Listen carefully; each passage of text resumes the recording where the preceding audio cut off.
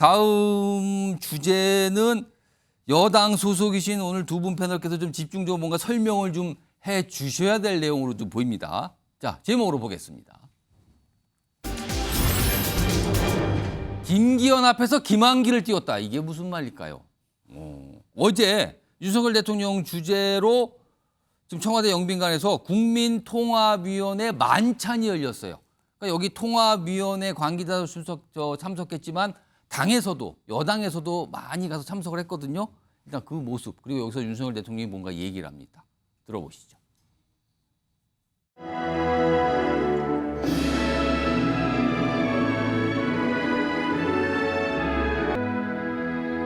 대통령님께서 인사 말씀을 하시고 우리 김한길 위원장님께서 하도 회의도 많이 하고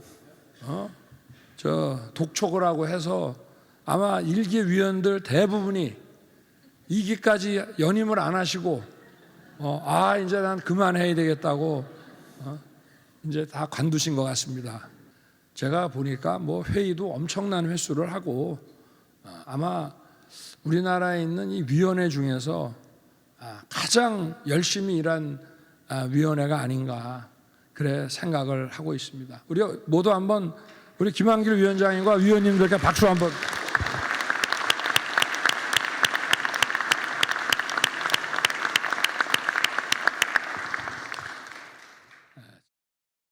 자, 이렇게까지 모습이 있었거든요. 김한길 이 국민통합위원장을 거의 뭐 띄워주는 분위기인데 그런데요. 이게 끝이 아니고 윤석열 대통령이 한 말로 소개된 게 있어요.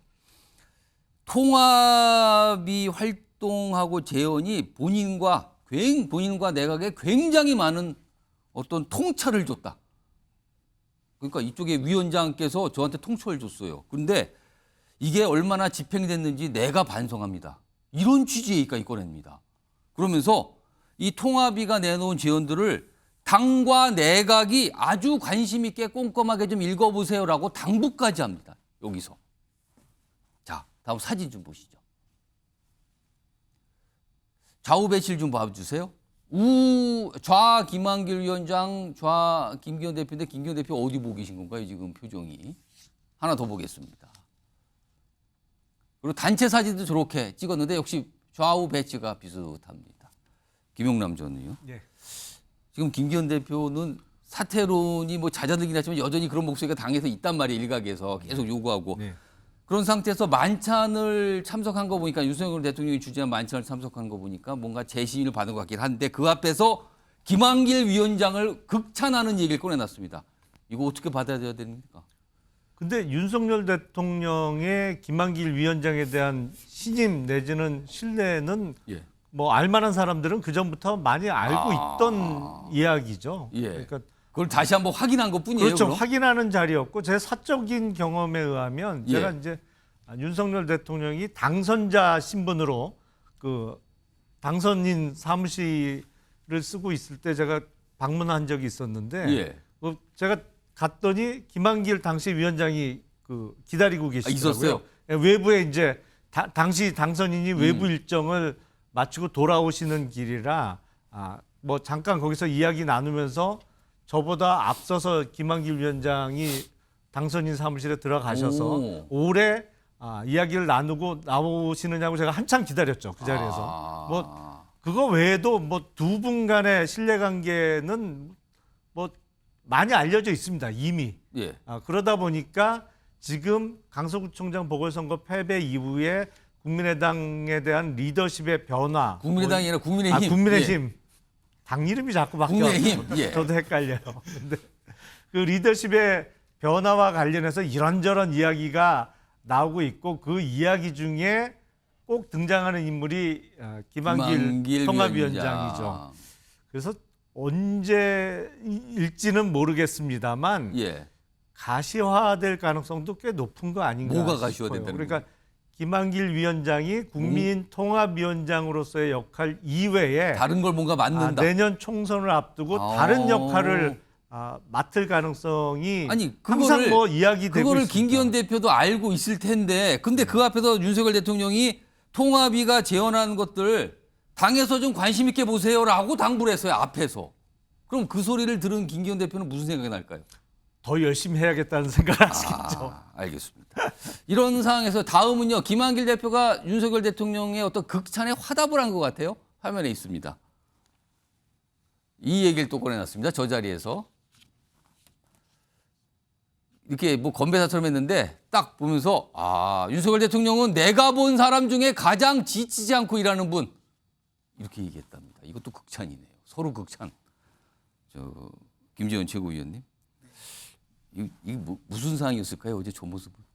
근데 어제 행사 자체가 예.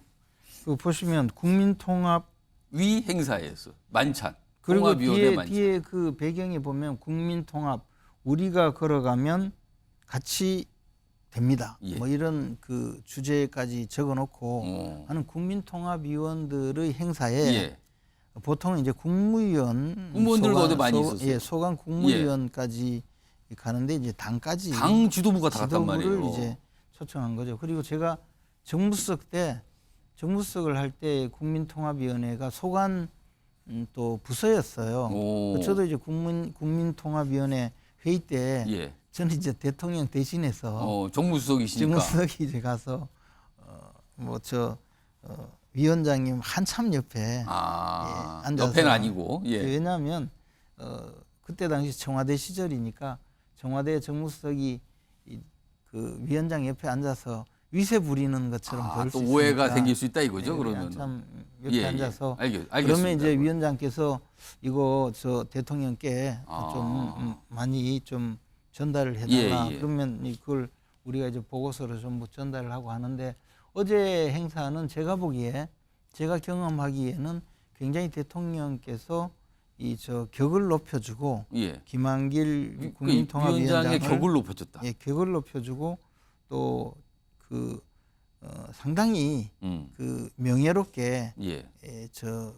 계속 일을 할 수 있도록. 그러니까 굉장히 뭔가 극찬하고 한마디로 말씀드리면 쉽게 말하면 정치가 이렇게 띄워줬다는 소리인데 통상 저런데 김기현 대표가 앉아서 약간 뭐랄까요? 김기현 대표는 전혀 주인공 자리는 아니었거든요. 그냥 배석은 아니지만 그냥 참석한 정도로 끝나고 말았잖아요. 그래도 제 입장에서는요. 예. 제가 보면 부르지 않은 것보다는 옆에 앉아 있는 것이 훨씬 더 예우를 해준 거라고. 안 불렀으면 더 이상했다. 그겁니까? 아니 안 불러도 상관은 없어요. 예. 왜냐하면 정부 측의 행사이기 때문에. 예. 그러나 정당의 대표이고 정당의 지도부를 오히려 김한길 위원장의 행사에 초청을 해서 함께하면서 같이 또 그 국민들 앞에 보여준 예. 것은 저는 당 지도부에도 힘을 실어주는 효과가 있다고 생각을 합니다. 그러면 이 주제를 오늘 이 뉴스와이드 제작진이 만든 거는 김기현 대표는 뭐가 되는 겁니까 이건데 그거 아니라고 두 분도 설명하시는 것 같은데. 뭐가 되냐면 예. 아주 좋게 된 거죠. 좋게 됐다. 알겠습니다. 이런 가운데 오늘 대통령실 홍보수석이 브리핑을 했는데 오늘 또 뭐 오찬 얘기 좀 꺼냈거든요. 들어보겠습니다. 윤석열 대통령은 오늘 용산 대통령실에서 김기현 대표 등 국민의힘 당 사역과 상견례를 겸한 오찬을 가졌습니다. 당과 대통령실은 국민들의 삶을 더 세심하게 살피고 챙겨야 한다. 이를 위해서 당정 정책 소통을 더 긴밀히 해야 한다는 데 공감했습니다. 오늘 12시 10분부터 13시 40분까지 당 사역과 대통령과의 비공개 상견례를 겸한 오찬 회동이 있었습니다. 국민들의 삶을 더 세심하게 살피고 챙겨야겠다는 얘기들이 있었고요. 이를 위해서 당정 민생 관련 정책 소통을 더 긴밀히 해야 된다는데 당과 대통령실이 공감을 했습니다. 그러니까 어제 이어서 오늘도 만난 건데요. 뭐 이런 모습입니다. 하여튼간 뭔가 소통 얘기를 강조하면서 뭐 만나는 자리 좀 자주 있는 모습인데 이런 가운데 국민의힘에서는 지금 혁신위원회를 만든다 그러죠. 그래서 뭐 혁신위원장, 위원을 좀 구하고 있다 이런 설명이 나왔는데 그 목소리 좀 들어보겠습니다. 혁신위원장 인선이 조금 늦어지는 이유가 있을까요? 다음 주 월요일에 출범 목표를 하고 계신데 좀 마무리가 되면 말씀드릴 기회가 있을 겁니다. 용산 대통령실로부터도 좀 추천을 받고 계신지 당에서 주도적으로 하고 계신 건가요? 일단 위원장 인선부터 좀 논의를 했고요. 아직 구체적으로 어느 분이 유력하다 이런 말씀 드릴 단계는 아니고 주말까지 인선을 완료해서 월요일에 출범할 수 있도록 하는 것을 목표로. 월요일 출범이면 시간이 많지 않은데 지금 근데 추천을 받겠다고 얘기가 나온단 말이에요. 김재현 최고위원께 우선 혁신위원, 국민의힘의 혁신위원장으로 혹시 추천하실 만한 인물이 있다면 누구를 말씀하시겠어요? 과거에 뭐 혁신위원장 맡았던 분 중에 기억 남는 분은 홍준표 현 대구시장인데요. 예. 그때 뭐 혁신위가 제대로 굴러가지 않고 당내 시끄럽게만 하셨죠. 그리고 제가 봐도 지금 제가 아무리 생각해도 홍준표 대구시장을 위원장으로 하지는 않을 것 같은데 아무리 그런데요. 봐도요 지금. 그래서 또 그리고 돌아가신 박세일 전 교수가 한번 예. 그 비슷한 역할을 했어서 그때는 참 잘 운영을 그런데 했었고요. 그럼 지금 누구를 떠올리시는 지금 분 누구 같으면 있으세요? 전직 의원 중에는 저는 뭐 이주영 전 의원 같은 이주영 전 분이 의원. 좀 과거에 예, 예의도 예. 연구원장도 하시고 했기 때문에 당내에서 화합을 잘 해가면서 무리 없는 혁신을 할 수 있으리라고 생각하고요.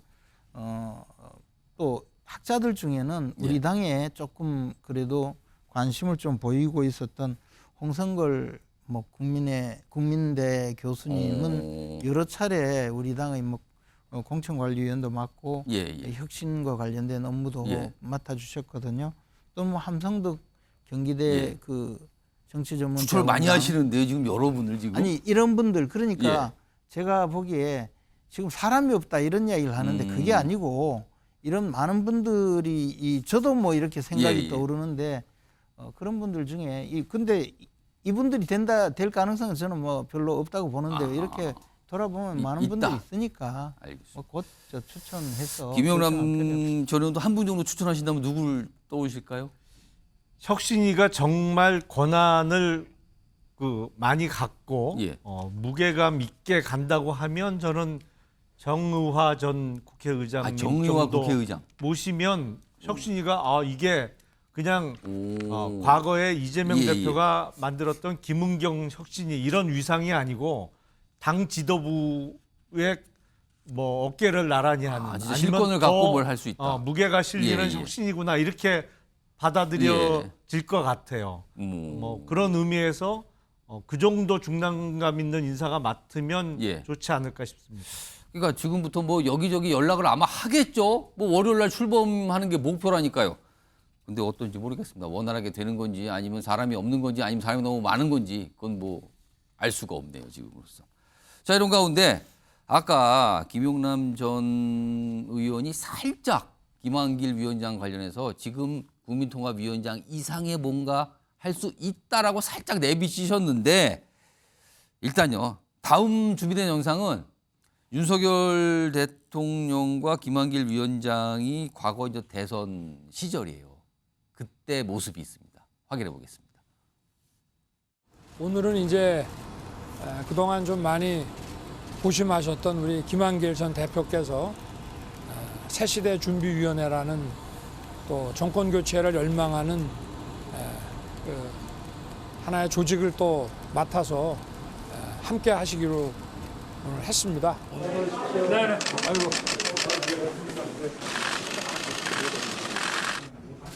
외할머니가 더 잘해주시잖아요. 그러니까 뭐 외할머니 해주듯이.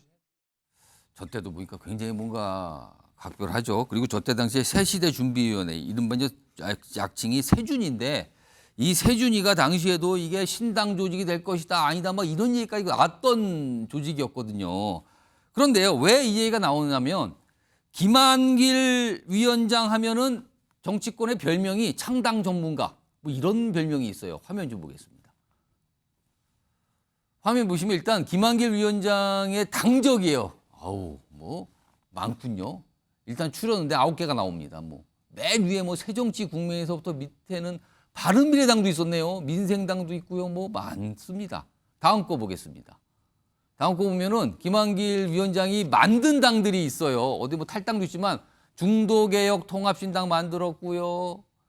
바른미래당 경우는 합당했고요. 민생당 합당했고요. 뭐 창당도 많고 합당도 많아요. 그래서 아니 정당 만들고 뭐 합치는데 전문가냐 뭐 이런 별명도 좀 사실 붙어 있긴 합니다. 이겁니다. 이런 가운데 오늘 이분이 오랜만에 목소리를 냈는데 무슨 신당 가능성을 언급을 합니다. 인터뷰에서 들어보시죠.